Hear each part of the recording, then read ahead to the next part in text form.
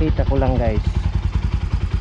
So dito kanina basa, tapos dito akala ko kung ano, kaya may bawas na konti kasi itong clamp di siya masyadong mahigpit. Kailangan talaga na higpitan, kaya dito ko inalagay, tapos dito kasi sa ilalim to nilagay ko dito sa itaas, tapos higpitan ko talaga siya. Ayan, wala na. Take note ha, yan yung oil natin, walang halo.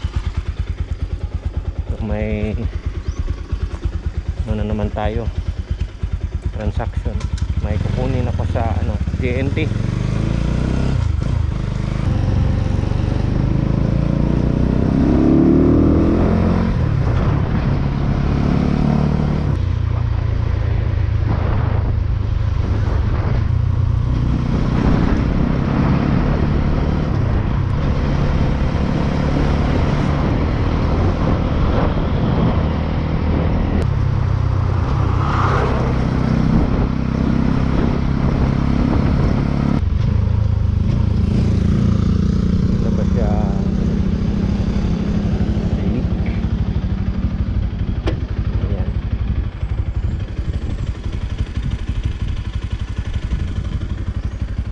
Ang view dito guys,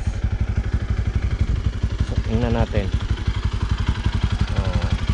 Kita nyo, wala nang tagas. Ito siya kanina, hindi masyadong naigpit, kaya yung isa na clamp nilagay ko dito, yung ano niya, tightened bolt, tapos dito kasi nga nasa baba to, so binaliktad ko siya dito para mahigpit ng maayos. Yan, oil, walang problema yan.